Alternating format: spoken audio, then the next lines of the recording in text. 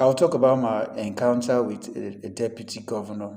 It happened on the 1st of October last year, 2025. I was a guest speaker at a public lecture organized on the independence celebration. That deputy governor was also a guest speaker. There were so many people who came to speak. You know, it was organized by a university. So the deputy governor was to speak, and then I would be next. So rather than talk about, you know, the independence of Nigeria, the journey so far, the mistakes that have been made, and the way forward. That was the reason they gathered all of us for that public lecture. He started talking about Bola Ahmed Tinubu,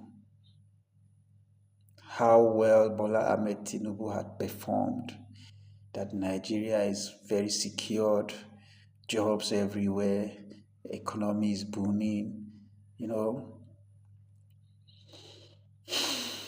I couldn't hold myself. Me, I don't know how to pretend. So I left what I was going to talk about as soon as the mic was handed to me, and I faced that guy. I was like, how dare you even say this kind of things? You are just spitting on our faces, And then, speaking of security, I told him, I am challenging you. As soon as you are leaving this hall, will you be able to drive yourself without your security? Just drive yourself. Let everybody know that's the deputy governor going. Can you do that? Can you do that? And everybody were in the hall started, clapping me. I don't know why they were clapping, but it was like someone spoke what they couldn't speak. That's funny. And that forms the basis of what I'm about to say. A lot of the time, I and a few others keep saying what will save Nigeria is a revolution. There are no two ways about it. When I say revolution, what comes into the mind of a lot of people is, bloodshed. Like this morning, I talked about revolution, and someone said, yes, the revolution needs to be bloody. And I was like, no, no, no, no, no. It doesn't have to. It doesn't have to be violent unless it's the state that will unleash violence. They are the official organization that has the right to violence. Any other thing is considered criminality. By revolution, I mean the revolution of the mind, When you change the way you think, everything changes. You do not have to go out to protest. You do not have to shout. Just change the way you think. Think in a way of challenging the system. What I did on that deputy governor was to challenge the system by challenging him. He never thought someone could stand up to him in that manner. While I was talking to him, I was even walking closer to him, and at some point, the organizers turned off my microphone, trying to shut me, but I kept talking, and he was feeling really uneasy. I saw it. I saw his eyes. He was like maybe something was going to happen here. But right after that, something happened. Even the organizers that turned off my mic later called me and were saying, you did well. You spoke for a lot of people. You spoke for all of us. We were already getting bitter that rather than this guy talk about the independence and the journey so far, he started promoting the APC. Everybody was bitter, and me saying what I said was like speaking for everybody. And I was like, why did you turn off my mic? But Nigeria. So when you want to be that careful, nothing changes. And that's when the revolution would have to start from the mind. So they told me that they've invited the deputy governor for two other occasions. And each time he asked them, is Obinna going to be at that occasion? You know, the reason for that is that I have put something in his mind. I have made him feel that there are things the Nigerian cannot or will not take. At any point, the Nigerian masses are able to put that kind of consciousness in the minds of their politicians. Things will start changing. You do not need to go out to fight. Just reject and challenge whatever they do. It's as simple as that. It doesn't have to be shouty. You can calmly turn them down. That's the revolution I am talking about. So if I was able to face the deputy governor and someone else in some other place face the deputy governor or face the governor or face the minister, you are not attacking them. You are just telling them what it is to be told. They might feel offended, but just like Bob Marley said, the truth is an offense, but it is not a sin. Always tell the truth and don't be afraid of it. But when they do these things, we only go on social media and complain. When you have an opportunity to speak to them with confidence, you start retreating. You rather, when you see them, you bow to them, you greet them. Honorable, welcome, sir.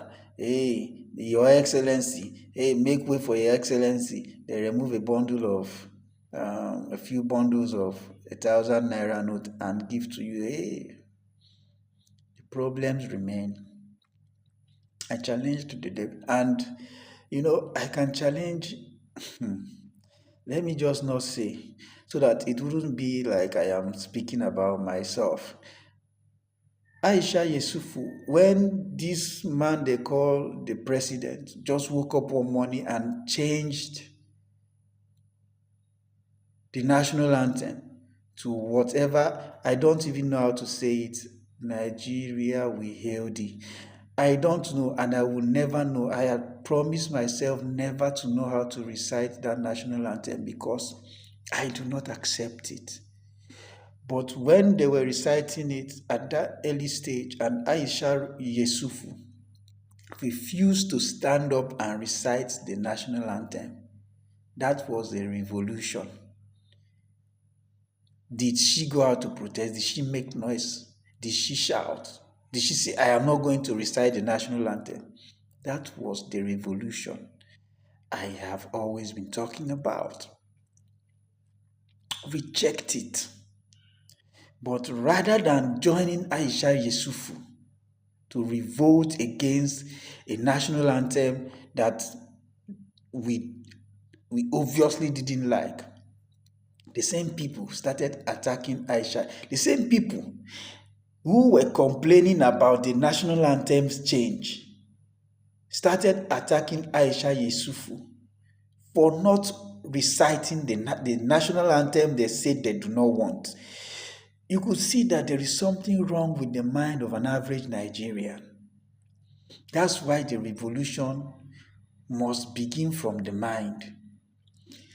Imagine if every Nigerian decided to join Aisha Yesufu by not standing up and reciting that national anthem, that old new national anthem. It would have been dropped. But when they put it out, you accept it after complaining. They will continue to put it out. I also remember Tenny the entertainer, the one that sang For Your Case. She was giving maybe a national award or a national recognition by the former president Muhammadu Buhari. So normally, as you're coming to receive the plague, the president will extend his hand, and then you have a handshake. They call it presidential handshake. Everybody was doing it, and it got to Tenny's turn. She didn't accept the handshake. She just took the plague, or was it a medal or something, and walked away. That was heroic. That was a revolution. But rather than Nigerians seeing that as something symbolic, they started calling youths, they started calling Tenny disrespectful. How could you disrespect the president? So how do you want to revolt against someone that you magnify? It is not possible. The revolution shouldn't be televised. So at any point we start rejecting these people from our mind, we will not have to do so much before the needed change will happen. Just last week, the, the First Lady said that women should go and fry akara. Women, poor women, that she gives 50,000 for frying of akara, kuli kuli, and corn. Nobody liked the statement, even though they took her out of context the way they reacted, but nobody liked the statement. How will you be talking about akara in a country where trillions are wasted every day by the same you who talks about akara?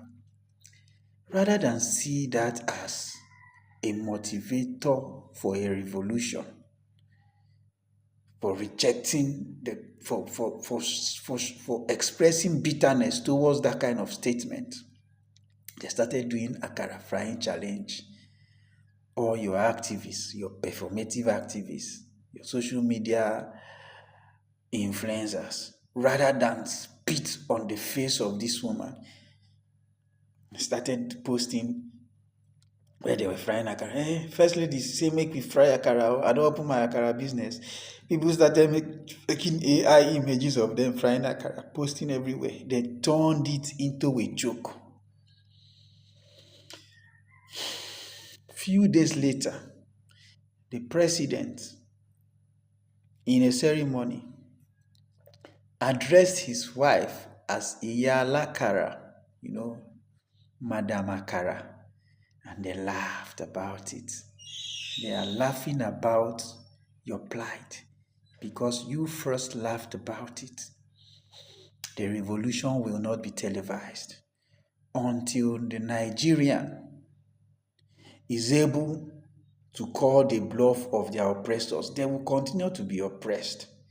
You see the chain that the oppressor puts on your neck, on your wrist, on your ankles. He puts that chain there because he loves the fact that he is oppressing you.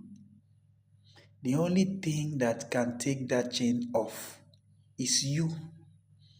And until you are ready to start unchaining yourself from your mind, the physical chains will never depart from you. The revolution will not be televised.